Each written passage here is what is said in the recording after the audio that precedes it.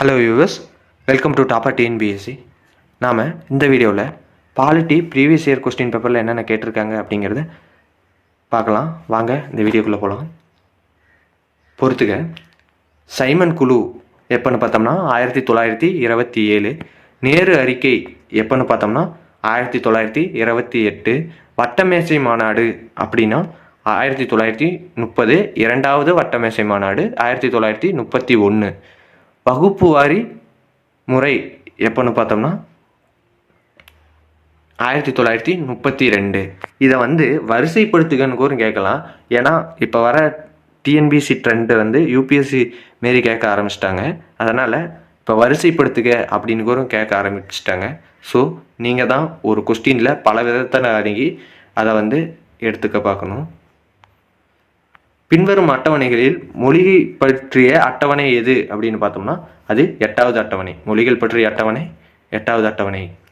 அடுத்து, இந்திய கணக்கு தலைமை கணக்கு மற்றும் தணிக்கைத்துறை தலைவர் யாருக்கு பொறுப்புடையவர் அப்படின்னு பார்த்தோம்னா பாராளுமன்றத்திற்கு பொறுப்புடையவர். யாருக்கு பொறுப்புடையவர்னா பாராளுமன்றத்துக்கு பொறுப்புடையவர். இவரோட ஆர்டிக்கல் என்னன்னு பார்த்தோம்னா 148, விதி 148 தான் சரியான விடை. அடுத்து,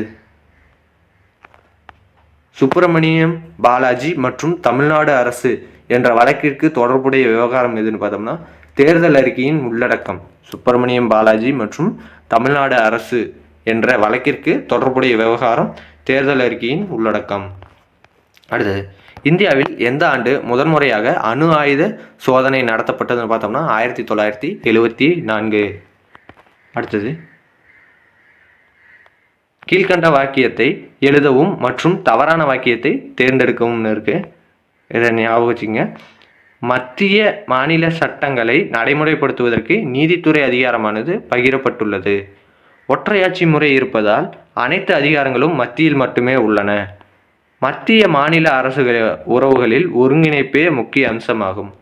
பொதுப்பட்டியல் தொடர்பான சட்டத்தின் மீது முரண்பாடு தோன்றுமானால் மத்திய அரசு மாநிலங்கள் சட்டத்தை மாற்ற முடியாது. இதில் எது ரைட்டுன்னு பார்த்தோம்னா 1, 2, 4 இதுதான் தவறான வாக்கியம்.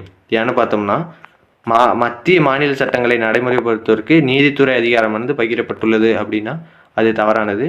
ஒற்றையாட்சி முறை இருப்பதால் அனைத்து அரசு அதிகாரங்களும் மத்தியில் மட்டுமே உள்ளன. நம்மளது இந்தியா கூட்டாட்சி முறை. அடுத்து, ஒருங்கிணைப்பே முக்கிய அம்சமாகும். இது சரியான விடை. பொதுப்பட்டியல் தொடர்பான சட்டத்தின் மீது முரண்பாடு தோன்றுமானால் மத்திய அரசோட சட்டம் தான் நிலையானது. மத்திய அரசு மாற்றலாம். அடுத்து, இந்திய கூட்டாட்சியின் சிறப்பம்சங்கள் யாவைன்னு பார்த்தோம்னா அதிகார பிரிவு, அதிகார பகிர்வு, சுதந்திரமான நீதிமன்றம், பிரதமரின் தலைமை, எழுதப்பட்ட அரசியலமைப்பு. இதில் 1, 3, 5 தான் சரியான விடை. அதிகார பிரிவு, சுதந்திரமான நீதிமன்றம், எழுதப்பட்ட அரசியலமைப்பு. இதை ஞாபகம் வச்சுக்கோங்க.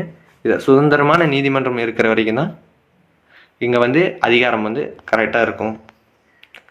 மத்திய புலனாய்வு ஆணையத்தை எந்த குழு பரிந்துரை செய்தது அப்படின்னு பார்த்தோம்னா சந்தானம் குழு. மத்திய புலனாய்வு துறை ஆணையத்தை எந்த குழு பரிந்துரைனா சந்தானம் குழு. 1964 அமைச்சிருப்பாங்க. Central vigilance commission. அடுத்து, கீழ்கண்டவற்றுள் எது மாநில பட்டியலில் சேராதது அப்படின்னு பார்த்தோம்னா மேஜர் போர்ட், முக்கிய துறைமுகங்கள். இது மத்திய பட்டியலில் வந்துடும். அடுத்து, central administrative tribunal deals with அப்படின்னா மத்திய நிர்வாக தீர்ப்பாயம். இதனுடன் தொடர்புடையது எதுன்னு பார்த்தோம்னா பணியில் ஆள் சேர்ப்பு மற்றும் அனைத்து சேவைகள். பணியில் ஆள் சேர்ப்பு மற்றும் அனைத்து சேவைகள், all services matters and requirement. இதை ஞாபகம் வச்சுங்க. அடுத்து, பின்வரும் குழுவில் சமுதாய வளர்ச்சி திட்டத்தில் மக்களின் பங்களிப்பை பரிந்துரைத்தது எந்த குழு அப்படின்னு பார்த்தோம்னா பல்வந்த்ராய் மேத்தா குழு. பல்வந்த்ராய் மேத்தா குழு சமுதாய வளர்ச்சி திட்டத்தில். தேசிய பசுமை தீர்ப்பாயம், தி நேஷனல் கிரீன் ட்ரிபுனல் எப்போ அமைக்கப்பட்டதுன்னு பார்த்தோம்னா 2010. பாராளுமன்றத்தின் 124வது சட்ட திருத்தத்தின் மூலம் 10% இடஒதுக்கீடு வழங்கப்பட்டது பொருளாதாரத்தில் பின்தங்கிய பிரிவினர்.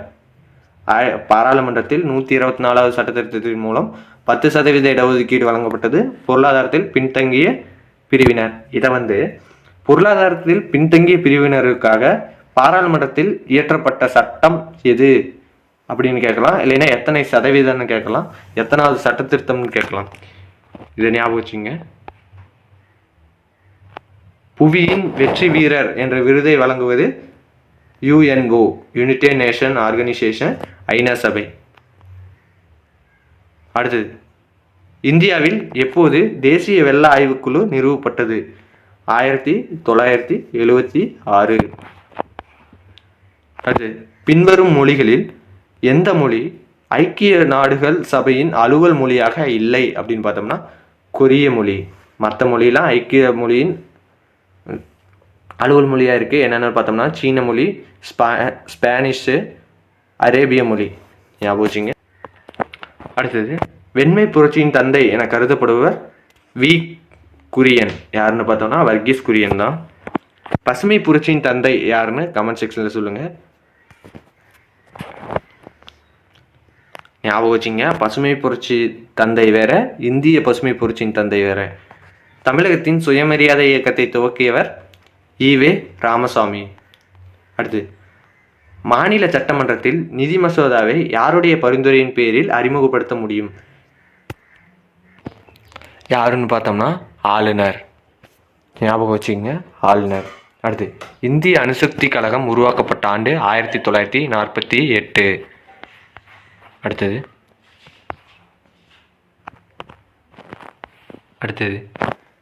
கீழ்கண்டவற்றுள் எது இந்திய அரசியலமைப்பின் கூட்டாட்சி இயல்பு கிடையாது அப்படின்னு பார்த்தோம்னா அரசியலமைப்பின் மேலான தன்மை, அகில இந்திய பணிகள், ஒற்றை குடியுரிமை, சுதந்திரமான நீதித்துறை, ஈரவை சட்டமன்றம், ஒன்றிணைந்த நீதித்துறை இயல்பு கிடையாதுன்னு கேட்டிருக்காங்க.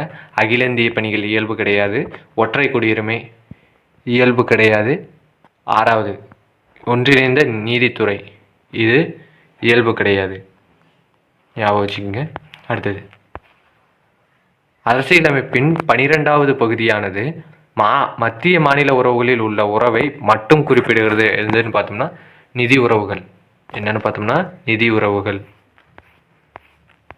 அடுத்தது, நெருக்கடி நிலையில் இந்திய அரசியலமைப்பு கூட்டாட்சியிலிருந்து ஒற்றையாட்சிக்கு மாற இந்திய அரசியலமைப்பு சட்ட திருத்தம் தேவையில்லை. இது ஞாபகம் வச்சுங்க. நெருக்கடி நிலையில் இந்திய அரசியலமைப்பு கூட்டாட்சியிலிருந்து ஒற்றையாட்சிக்கு மாற இந்திய அரசியலமைப்பு சட்ட திருத்தம் தேவையில்லை. அடுத்து, மக்கள் பிரதிநிதித்துவ சட்டம் இயற்றப்பட்ட ஆண்டு 1951. அடுத்தது, தோரமானா மற்றும் மிகிரகுலா என்பவர்கள் யாருன்னு பார்த்தோம்னா ஹூனா ஆட்சியாளர்கள். இது வந்து ஹிஸ்ட்ரியில் வர்றது, இதில் மாற்றி எடுத்துருக்கு. அடுத்து, தேர்தல் ஆணையத்தை பொறுத்தவரை மாவட்ட அளவில் மாவட்ட திரும்பும் அதிகாரியாக யார் செயல்படுகிறார்? அதாவது for the election commission at the district level who act as a district returning officer யாருன்னு பார்த்தோம்னா டிஸ்ட்ரிக்ட் கலெக்டர், அதாவது மாவட்ட ஆட்சியர். அடுத்து, முன்னாள் தமிழ்நாட்டின் முதலமைச்சராக எம்ஜி ராமச்சந்திரனை பற்றிய கூற்றுகள் தவறானது எதுன்னு பார்த்தோம்னா இவர் மாணவர்களுக்கு மடிக்கணினி வழங்கும் திட்டத்தை கொண்டு வந்தார் அப்படிங்கிறதான் தவறான விடை. மற்றது பாருங்க, +2 கல்வி முறையை தமிழகத்தில் கொண்டு வந்தார். பாரதியார் பல்கலைக்கழகம் இவர் பதவி காலத்தில் துவக்கப்பட்டது. பாரதியார் பல்கலைக்கழகம் எந்த ஆண்டு துவக்கப்பட்டதுன்னு சொல்லுங்க, ஏன்னா இது யூனிட் 9 கொஸ்டின். இதுலேயும் வரும். 3 முறை மற்றும் 11 வருடங்கள் முதலமைச்சராக ஆட்சி பொறுப்பில் இருந்தார். அடுத்து,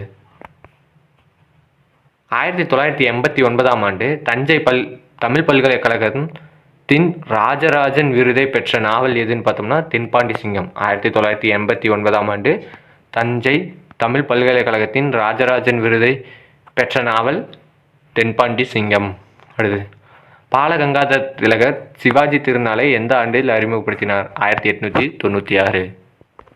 இந்தியாவின் முதல் சட்ட அமைச்சராக பொறுப்பேற்றவர் யார்? BR அம்பேத்கர். அடுத்து, இந்து தர்ம பரிவர்த்தனை சபை என்னும் அமைப்பு யாரால் எந்த ஆண்டு தொடங்கப்பட்டதுன்னு பார்த்தோம்னா மதன் மோகன் மாளவியா 1906ஆம் ஆண்டு. அடுத்தது, இந்திய கவுன்சில் சட்டம் யார் கொண்டு வந்ததுன்னு பார்த்தோம்னா லின்ஸ்டோன் பிரபு. இந்திய சுதேச அரசு பெயர் சிறப்பு சட்டம் 1876 ரிப்பன் பிரபு கொண்டு வந்தது. தொழிற்சாலை சட்டம் 1881 யார் கொண்டு வந்ததுன்னு பார்த்தோம்னா லிட்டன் பிரபு. இந்திய கவுன்சில் சட்டம் 1892 இதை யார் கொண்டு வந்ததுன்னு பார்த்தோம்னா கானிங் பிரபு. அடுத்தது கோத்தாரி கல்விக்குழு. இது எப்போன்னு பார்த்தோம்னா கோத்தாரிங்கிறது கல்விக்குழு. ராஜா செல்லையா இது நிதிக்குழு. ஜவஹர்லால் நேரு திட்டக்குழு. எம்எஸ் சுவாமிநாதன் பசுமை புரட்சி.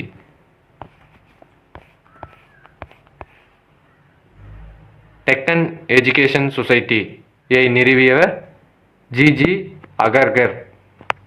ஞாபகம் வச்சுங்க. அடுத்தது கீழ்காணும் சட்டங்களில் எது ஆங்கில வணிகர்களுக்கு சுதந்திரமான வணிகத்தை இந்தியாவில் ஏற்படுத்த வழிவகுத்ததுன்னு பார்த்தோம்னா 1813 சட்டம். எது ஆங்கில வணிகர்களுக்கு சுதந்திரமான வணிகத்தை இந்தியாவில் ஏற்படுத்த வழிவகுத்ததுன்னு பார்த்தோம்னா 1813 சட்டம். பூனா சர்வஜனிக் சபையை நிறுவியவர் எம்ஜி ரானடே. இதோட இந்த வீடியோ முடியுது. இந்த வீடியோ பிடிச்சிருந்தா லைக் பண்ணுங்கள், ஷேர் பண்ணுங்கள், சப்ஸ்கிரைப் பண்ணுங்கள், முக்கியமாக கமெண்ட் பண்ணுங்கள். நன்றி.